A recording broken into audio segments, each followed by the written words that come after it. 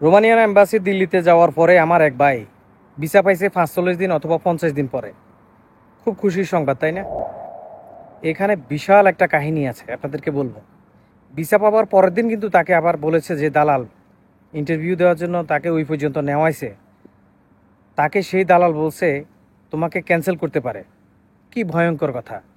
প্রথমে নিউজ পাইছে খুশির সংবাদ, যদিও ৫০ দিন অপেক্ষার পরে ভিসা পাইছে। ওইদিকে ইন্ডিয়া থেকে বাড়িতে আসতে ২০,০০০ ৩০,০০০ রুপি ফাইন দিয়ে আসবে। ইন্ডিয়ার ভিসার মেয়াদ শেষ হয়ে গেছে অপেক্ষা করতে করতে। অন্যদিকে একটা সুসংবাদ পাওয়ার পরেও আবার একটা দুঃসংবাদ পাচ্ছে। কি কারণে? আজকে এই সমস্ত বিষয় আসে নিয়ে এই গুরুত্বপূর্ণ এই বিষয়টা আপনাদের সবার জানা উচিত, এবং আপনাদেরকে একদম ক্লিয়ার করে বলবো কী জন্য এই ঘটনাটা তার সাথে হয়েছে, এবং রোমানিয়ার কোন কাজের চাহিদা বর্তমানে বেশি, এবং কোন বয়সের কোন শ্রেণী পেশার লোকেরা রোমানিয়াতে গেলে তারা ভিসা পাবে এবং স্টে করতে পারবে। দর্শক, আসসালামু আলাইকুম। মিয়া রফিক বরাবরের মতো আবারও একটি নতুন ভিডিওতে স্বাগত করছি সবাইকে। আজকের ভিডিওটি খুবই গুরুত্বপূর্ণ হতে যাচ্ছে। রোমানিয়ার বিষয় আসলে এখানে খুবই জটিলভাবে আপনাদেরকে কিছু ক্লিয়ার করব, কিছু বিষয় যেগুলো আপনারা অনেকেই জানলে আপনাদের মাথায় হাত পড়ে যাবে, এবং অনেক ভালো খবরও আছে। তো সব মিলিয়ে ২-৩টা বিষয় আমি আপনাদের সাথে আজকে শেয়ার করব। ভিডিওতে যাওয়ার আগে সবাইকে বলছি, চ্যানেলটি সাবস্ক্রাইব করবেন, একটি লাইক দিবেন, ভিডিওতে একটি সাবলীল মন্তব্য প্রকাশ করবেন। চলুন আমরা মূল প্রসঙ্গে চলে যাই। প্রথমে বলেছিলাম কি, আমার এক ভাই বাংলাদেশ থেকে ভারতের রোমানিয়ান এম্বাসিতে গিয়েছে ইন্টারভিউ দেওয়ার জন্য। দীর্ঘ ৫০টা দিন সে অপেক্ষার পরে একটা ভিসা আলহামদুলিল্লাহ আল্লাহ তাআলা পাইয়ে দিয়েছেন। স্টিকার হয়েছে ১ দিন ২ দিন ৩ দিন ৪ দিন পরে আবারও সেম একই কথা, যে তোমাকে তারা হয়তো ক্যান্সেল করে দেওয়ার সম্ভাবনা আছে। না হলে তারা অপারগতা প্রকাশ করবে কেন, তোমার পাসপোর্ট দিচ্ছে না কেন? তো যাই হোক, আল্লাহ আল্লাহ করো। তো পরিশেষে সে এই কথাগুলো বলে আমার কাছে অনেক মন খারাপ করে কিছু SMS করেছে। আমি সেগুলো আর আপনাদেরকে তুলে ধরছি না, দেখাচ্ছি না, কারণ আপনাদেরও মন খারাপ হয়ে যাবে। যারা রোমানিয়াতে যাওয়ার জন্য অনেক আগ্রহ নিয়ে বসে আছেন, যাদের ইন্টারভিউ সামনে, তাদের জন্য খুবই গুরুত্বপূর্ণ কিছু কথা আমি বলবো আপনাদেরকে। তার আগে এই কথাটা কেন দালালে বলছে আমার ভাইটাকে, আমি এটা ক্লিয়ার করি। এই জন্য বলছে যে বাঙালিদের তো চরিত্র কেমন আসলে আপনারা সবাই জানেন।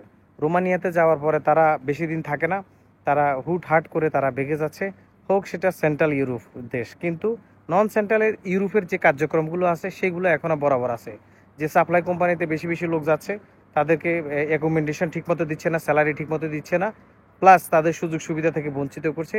এই জন্য অনেকেই TRC কার্ডের অপেক্ষা না করে তারা বেগে যাচ্ছে। সেম পূর্বের ন্যায় এই কথাগুলো চিন্তা করেই রোমানিয়ান অ্যাম্বাসির দিল্লিতে যে লোকগুলো কাজ করছে, বাঙালিদের ভিসা তো এমনিই খুবই কম দিচ্ছে, ১০০ জনের মধ্যে ৪ জন ৫ জন দিচ্ছে। এর মধ্যে ১ জন ২ জন ভিসা পাওয়ার পরেও যদি এই ধরনের নিউজ শোনা যায়, তাহলে তার মনের অবস্থাটা কীরকম হতে পারে আপনারা কমেন্ট করে জানাবেন। দ্বিতীয়ত হচ্ছে, আজকে ভিডিওটা লং করব না। রোমানিয়াতে বেশ কিছু ডিমান্ড কিন্তু এখন অনেকেই পাবলিশ করছে, অনেক এজেন্টারে পাবলিক করছে। আপনারা এই সকল বিষয় আশাগুলো খুব ভালো করে কিন্তু খেয়াল করবেন। কি বিষয়? যে কোন কোন ডিমান্ড নিয়ে তারা মাঠে নামছে। অর্থাৎ যারা আপনার হোটেল রেস্টুরেন্টের শেফ বা কাজ করতে পারে, পিৎজা বানাতে পারে, বার্গার বানাতে পারে, জাপানিজ পাক, থাইল্যান্ডি, ব্যাংককি, মানে বিভিন্ন দেশের যে সমস্ত অত্যাধুনিক পাক যেগুলো আছে, এগুলোর প্রতি বাংলাদেশে বিভিন্ন ট্রেনিং সেন্টার আছে, এগুলো থেকে কিছু ট্রেনিং নিয়ে আপনারা ফাইল জমা করতে পারেন। তবে আপনাদের বয়স সময়সীমা আছে, আপনারা ২৫-২৬ বছর হইলেও অন্তত ফাইল জমা করেন না। নিম্নে ২৭-২৮ বছর এবং তার উপরে হলে আপনারা ফাইল জমা করতে পারেন, আপনাদেরকে ভিসা দিবে। তবে সেগুলো একবারে ডিরেক্ট কোম্পানি ভিসা। যারা সাপ্লাই কোম্পানিতে যাচ্ছে তাদেরকে কিন্তু রিজেক্টের হারটা বেশি দিচ্ছে, এবং বাঙালিদেরকে বিচার না দিচ্ছে এটা বললেও চলে। নেপালি, শ্রীলঙ্কানি, ইন্ডিয়ানি, তারা মানে ফিটনেস সব মিলে বাঙালিতুন একটু লো কোয়ালিটির হলেও তারা কিন্তু ভিসা পেয়ে যাচ্ছে। অর্থাৎ তারা কিন্তু গাদার মতো খাটতেছে সেখানে, তারা বেগে যাচ্ছে না। তারা TRCর জন্য অপেক্ষা করছে, তারা ১ ধাপে ২ ধাপে ৩ ধাপে এভাবে TRC নিয়ে তারা এগিয়ে যাচ্ছে। তো যার জন্য বাঙালির রেপুটেশন খুবই খারাপ রোমানিয়াতে, যার জন্য ভিসা দিচ্ছে না। তো যাই হোক, যারা নতুন করে যাওয়ার চিন্তা ভাবনা করছেন, হয়তো কেউ গার্মেন্টসের কাজ যদি শিখতে পারেন, গার্মেন্টসের কাজের চাহিদা খুবই ভালো। যে আপনার চাইনিজ যে মেশিনগুলো আছে সেলাই করার জন্য, ওই মেশিনগুলো চালানোর, অর্থাৎ এএল নিটিং, লিন্ডিং, এই সমস্ত মেশিন যারা চালাইতে পারেন তাদের জন্য খুবই ভালো অপরচুনিটি হবে রোমানিয়া এবং ক্রোয়েশিয়া এবং সার্বিয়া। তো আপনারা যে যার যার অবস্থান থেকেই অবশ্যই স্কিল ওয়ার্কার হওয়ার চেষ্টা করবেন। যদি কাজ না জানেন, সাপ্লাই কোম্পানি বুঝতে হবে, সাপ্লাই কোম্পানি কিন্তু TRCও সহজে দিতে চায় না। সেটা হোক রোমানিয়া হোক সার্বিয়া। তো সবার জন্য অনেক অনেক শুভকামনা থাকবে। দুইটা স্কিল যেটা আমি বলেছি, হোটেল রেস্টুরেন্টের কাজ অথবা টেইলারের কাজ অথবা আপনারা ওয়েল্ডিংয়ের কাজ শিখতে পারেন। যে সমস্ত ভাইয়েরা বা বেকু চালাইতে পারেন, এক্সকেভেটর চালাইতে পারেন, বড় বড় গাড়ি, তারা এই সমস্ত যারা এই সমস্ত কাজগুলো জানেন, গাড়িগুলো চালাইতে পারেন, বড় ভারী যানবাহন চালাইতে পারেন, তারা কিন্তু আপনারা অ্যাপ্লাই করলে ভিসা পাবেন।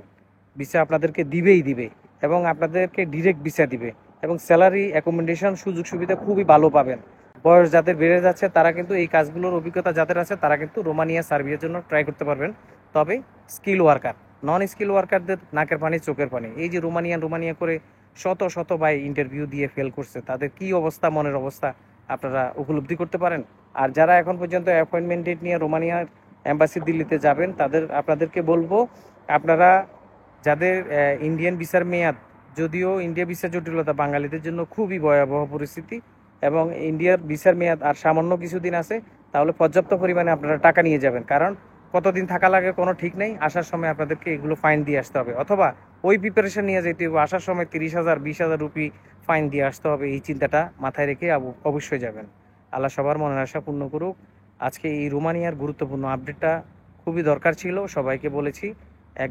আমার এক ভাই 50 দিন পরে ভিসা পাইছে, কিন্তু তাকে যে নিউজটা শুনাই দিল দালাল, পরিশেষে কি হয়েছে সেটা আমি আপনাদেরকে বলি, শুনেন। আলহামদুলিল্লাহ সে ভিসা নিয়েই বাংলাদেশে প্রেরণ হয়েছে, অর্থাৎ বাংলাদেশে সে আসছে। তবে তার 20,000 রুপি ফাইন দিতে হয়েছে, অর্থাৎ ইন্ডিয়ার ভিসা তার মেয়াদ ছিল না। ইন্ডিয়ার ভিসার মেয়াদ থাকতে থাকতে 15-16 দিন থাকতে থাকতে সে গিয়েছে ইন্টারভিউ দেওয়ার জন্য। ভিসা কালেক্ট করতে করতে আসতে আসতে প্রায় 2 মাস 10 দিনের উপরে হয়ে গেছে, প্রায় 2 মাস 10 দিন 15 দিন হয়ে গেছে, যার জন্য সে 20,000 রুপি ফাইন দিয়ে বাংলাদেশে আসছে। তো এরকমটি যেন কেউ না করেন, সবাই প্রস্তুত থাকবেন, মানসিকভাবে শারীরিকভাবে প্রস্তুত থাকবেন, তারপরে ইন্ডিয়া যান। অথবা ইন্ডিয়ার ভিসা জটিলতার যে বিষয়গুলো আমরা এখন পর্যন্ত ক্লিয়ার হচ্ছি না, যে এই ইন্ডিয়ার ভিসা জটিলতা আসলে কি থাকবে না থাকবে না, এটা এখনো পর্যন্ত ক্লিয়ার হওয়া যাচ্ছে না। তো সবাই বুঝে শুনে ইনশাল্লাহ সামনের দিকে পা বাড়াবেন। সবার জন্য শুভকামনা। আমি রফিক সবসময় নতুন নতুন খবর দিয়ে আপনাদের মনকে চাঙ্গা করার চেষ্টা করি। আগামী পর্বে সার্বিয়ার খুবই গুরুত্বপূর্ণ বিষয় নিয়ে আপনাদের সামনে আসবো। আজকে রোমানিয়ার বিষয়টা বললাম।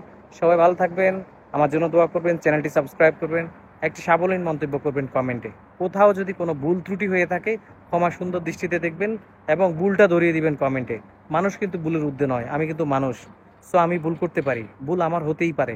কোথাও না কোথাও যদি ভুল থাকে সেটা ধরিয়ে দিবেন, সামনে ইনশাল্লাহ আমি এটা শুধরিয়ে নেব এবং ইউনিক তথ্য দিয়ে আপনাদের সবাইকে সহযোগিতা করার চেষ্টা করব ইনশাল্লাহ। Very soon Serbia, Montenegro, Kosovo, Bosnia এবং আলবেনিয়ার সম্পর্কে দারুণ দারুণ আপডেট আসবে চ্যানেলে। সবাই স্টে করবেন, আমার সাথে থাকবেন। আমার ফেসবুকে ফলো করে রাখতে পারেন, মিয়া রফিক নামে ফেসবুক পেজ আছে, আপনার ডিসক্রিপশন বক্সে লিঙ্ক আছে এবং চ্যানেলের একবারে মিস্টার ইউরো ব্লগের উপরে দেখবেন একটা লিঙ্ক দেওয়া আছে, আপনারা চাইলে সেখানে ক্লিক করে সরাসরি ফেসবুক পেজে চলে যেতে পারেন। যে কোনো তথ্যের জন্য আমাকে মেসেজ করতে পারবেন, আমি কিন্তু সবার মেসেজের উত্তর দিই, কেউ বলতে পারবে না তা কাউকে মেসেজের উত্তর দিই নেই, প্লাস প্রত্যেকটা কমেন্টে রিপ্লাই দিই, যেটা নজিরবিহীন। বাংলাদেশের কোনো ইউটিউবার প্রত্যেকটা কমেন্টের উত্তর দেয় না, এটা আমি চ্যালেঞ্জ করতে পারবো, তবে আমি দিই এবং ইনশাল্লাহ ভবিষ্যতে এভাবে দিয়ে যাব। আপনারা সাথে থাকবেন। আসসালামু আলাইকুম ওয়া রাহমাতুল্লাহি ওয়া বারাকাতুহু।